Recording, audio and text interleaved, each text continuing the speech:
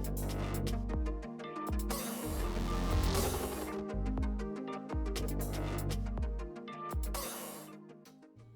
guys, we're trying out a new format. I was working on a video and I was kind of going to do like a voiceover kind of work along and explain what I was doing, and then I realized you guys kind of deserve a bit more in depth than that. You guys deserve a bit better, so I decided to stop what I was doing, stop where I was at. As you can see, I'm pretty much at a done point outside of painting. These are zenithally highlighted and they're good to go. There are 2 of these fantasy building sets and just one of the sci-fi, which could be used for things like Fallout Wasteland Warrior or Necromunda or anything of that nature. Whereas with the castles, you can pretty much use it for anything in Warhammer Fantasy or D&D. I wanted to make a more in-depth video kind of explaining how I built up the rubble and the terrain, so that's what we're going to be doing. I'm going to be doing them on bases from other minis that I'm planning to paint for tutorials here, so you guys kind of get a little bit of a sneak peek of what's going on behind the scenes.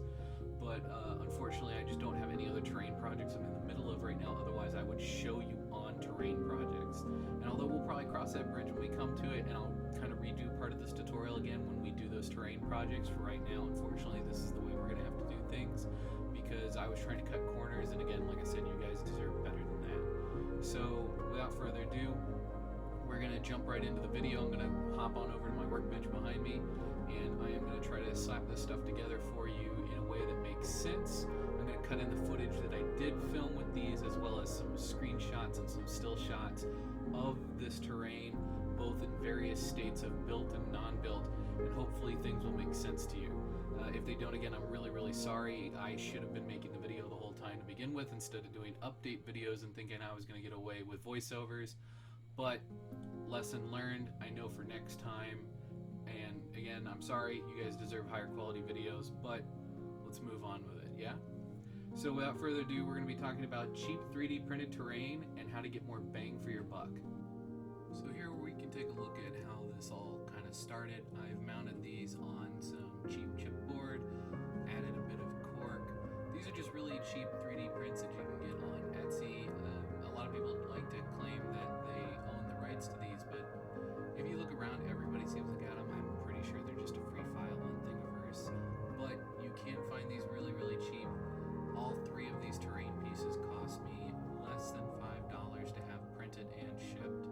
So there's something to be said for that. However, the amount of work that we're going to be doing today, unless you're willing to put in this kind of work, you're better off just looking for a nicer 3D print from somewhere else and then paying the extra bucks to have that made. But honestly, this is just a really great way to take cheap terrain and modify it to make it look really nice and to make it look like you've spent a lot of money on it. And it's just a way to spruce up really cheap stuff so it matches the more expensive stuff on the table. Real quick, because I was thinking about this after the fact, I thought I should say something about this. Normally you want to taper the edge of all your terrain because it'll help your models to sit on it better. I'm actually planning on using this terrain as a way of taking photos. So I left the edge of the terrain a little bit on the thick side, and that's just so that when a model is sitting off of it, the base is about the same size as the terrain, so it'll help hide the base and help blend the model in with the terrain. So that's why I did it the way that I did it. You could just sand it down with a piece of sandpaper. I realized after editing the whole thing that I never mentioned why I was leaving the corners so thick, and I felt like that needed an explanation, so that's why I'm doing that. So one thing I wanted to put in here right away, basically I made a mistake in my wording and I want to clarify things. We're using a lot of parts from our parts bin. I'm using these ladders from an old GW building. These girder details are made with girders from an old GW building set. If you don't have stuff like this, a really good cheap alternative is evergreen styrene. You can buy square tubes of evergreen styrene and you can basically just take little buttons of glue or little buttons of more evergreen styrene to make all the rivets if you want to go that far. They even make the I-beams that you'll see scattered throughout the interior of this set once we're all painted up and done. Those should be pretty obvious. And you can even make the bricks and bits of the rubble if you really want larger chunks of rubble in here. but evergreen styrene is just a wonderful modeling tool. And if you keep an eye out online, sometimes people are just getting rid of old evergreen. Like they've got tons of little bits, don't really know what to do with it because maybe they work at a firm where they're building large model kits for like buildings and stuff, and they can't really use small pieces. So you can end up with like a box of really nice extra bits for doing small scale plastic modeling and basically pay almost nothing for it. Another really good tip is keeping cardboard and like little foamy bits from packaging material. I mean, we're using kids' craft foam from the dollar store to make all of these windowsills, and this one that I didn't get quite straight, we're just gonna kind of pluck away with it with some tweezers to make it look like broken concrete. So you don't really need tons of skill and you don't really need tons of material. So even if you're new to modeling and you only have a few plastic models and you don't have a lot of bits and you don't really want to sacrifice those bits yet, hold on to them and use them for other projects. Go ahead and spend $5 on Amazon, or go rummage around in the trash can and see what kinds of packaging material you can find, because you'd be amazed at what you can build. Everything that I've mounted these on is basically really cheap chipboard. It's the exact same thing you would find in a clipboard, and if you really need to, you can go to the dollar store and buy a clipboard for $1. I know every now and again I see a pack of 3 for $1, and one clipboard will get you 2 or 3 projects as long as they're about this size. So those are really great alternatives for trying to work around and work within what you're doing. The other thing is you're going to see me use a lot of stuff like the creeping bracken here from Games Workshop, and the Citadel bones. Once everything's painted up, I like to paint those separate and then add them on, as well as the ferns from Games Workshop, which I like to paint separate and add on. So you'll see those come in a little bit later once we get farther into the painting process. But I wanted to clarify that before we got farther into the video, because I didn't feel like I made a very good explanation at the time when filming the original video. Step number 1 for basically getting this style of rubble pattern kind of going on here, I'm wanting this dragon to appear as though he's escaping from a workshop that is currently collapsing around him. So this is going to be our best example. For now, the ground texture is drying. I have filled most of this lid with a styrofoam puck. Now, I've chosen to use this lid because this lid is the same size as what the base would have been. However, this one did not ship with a base. So while the ground texture dries and I build it up to match the warped base that he did come with, basically what we'll be doing is we'll be using the largest pieces of rubble to press into the ground texture as it is drying. You could also build up sections with cork in the back here to give this slope. I've built up with various offcuts of different size cork, the smallest of which is an 1/8 inch thick, and this stuff is really great for small mini basing.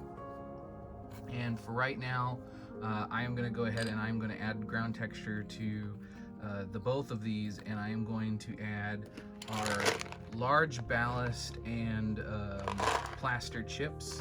The plaster chips help to represent concrete, whereas the large rocks can either be rocks or rubble, depending upon how you decide to paint your base. And then I will take the larger pebbles before moving down to a smaller grit and apply these while the basing material is still wet. This will allow them to kind of sink in and set into the material a bit and make them look as though that they've been here for a while, as opposed to just having been glued to the surface, which is where a lot of your basing mistakes come into play. With larger grit, you should always add these while your basing material is still wet, or at the very least you should sand down the large rocks so they sit flat against the base. That'll give the illusion that they have been set into the mud. If you can see here with what we've done already, you can see quite clearly that the texture paint that I've used has led up to all of this rubble and is in and around it. And then you've got these larger bits of the talus that we have here, surrounded then by 2 smaller grits, one of which is like playground sand, and then the other one goes all the way down to between an ocean sand and a baking soda like sand. So it's a pretty fine grit, almost playground sand.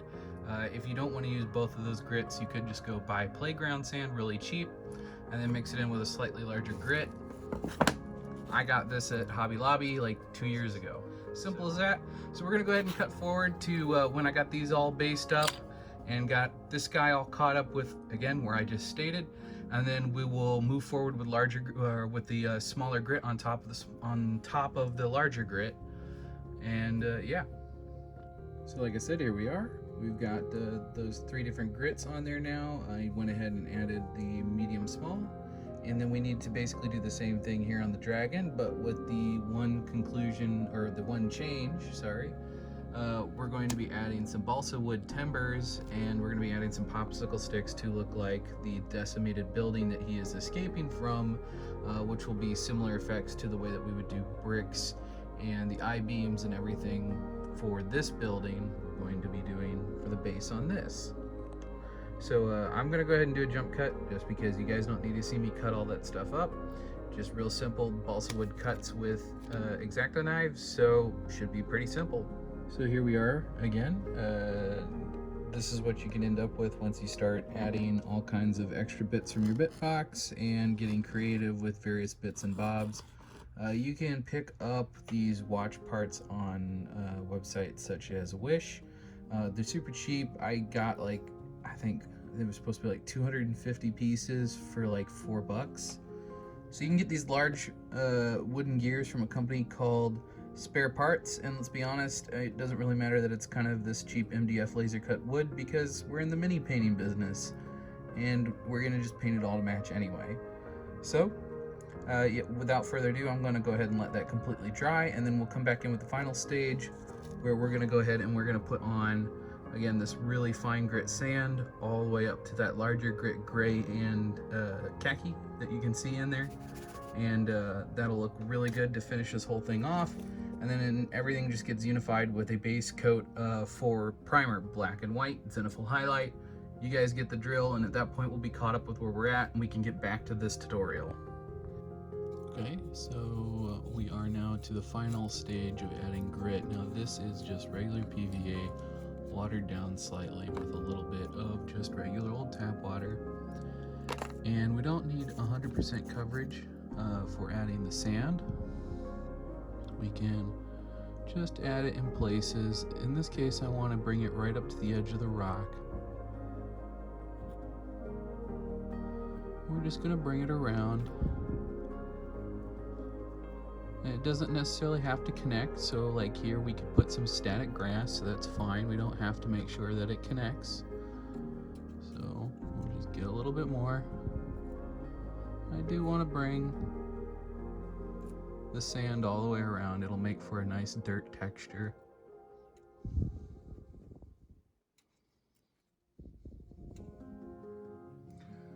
So this technique can be used if you don't have basing paste or GW texture paints. Grit. Want to sprinkle it over the surface. You don't have to get 100% coverage, just like with the glue. We're just trying to put enough to change the texture a bit, and I'll even add a little bit on top of the higher grade rock to help blend it all in. That is absolutely fine. Blow off a little extra, leave that dirt texture here for when we go to apply the grass.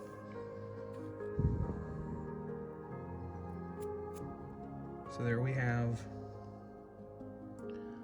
this. While it's still wet, go ahead and run your finger around the outside to get all the excess off.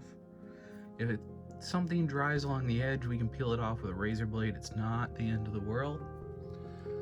And then the final step, I have just a little bit of water with a little bit of dish soap in here. We're just gonna spray that down a little bit, but it will basically allow the glue to flow because it is a water-based glue throughout all the material. And since we never applied any glue here, we can take a little bit of scenic cement or some watered down PVA and just apply a little bit there in the middle, and that is going to lock things down. and it'll be good to go. Again, this is all water-based stuff, so if you get it on your hands, you get it on your workspace, it's not a big deal. Just before 24 hours is up, you can just get a wet cloth and wipe everything down. You should be good as long as you get it within like the first hour or so.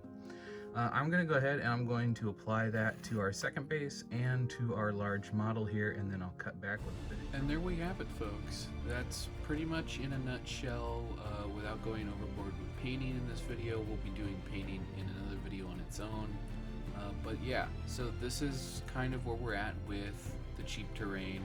You can still see a few places, like what's on screen right now, where there is some glue still showing. That'll get hidden up later when I go and put in all of the extra effects that I want to do. I'm planning to make everything look super overgrown and moss-ridden. It'll be fine, but yeah, as you can see, with all of the extra little bits and add-ons that we've put onto this, and all of the basing techniques that we've put on, it's just a world of difference between that super cheap, chintzy, plasticky 3D print to a really nice piece of terrain that anybody would like to have on the table. And same thing with the sci-fi piece, it's just looking phenomenal. You can see with all of these Fallout minis, it just looks absolutely perfect, looks wonderful in scale and in verse, and similar to the way that the few items here that have already been painted are painted up, this will get rusted out where it's appropriate. Different lime scale and concrete and the way that things would wear and tear with weathering. This is going to be an absolutely beautiful piece, and I really look forward to painting this for you guys in a video. But yeah, enough of my rambling. I'm going to let you guys enjoy what's on screen. And thank you guys so much. If you like this video, please leave a like, leave a comment letting me know if you've got ideas for future videos. And as always, I will see you in the next one. Thanks for watching, guys.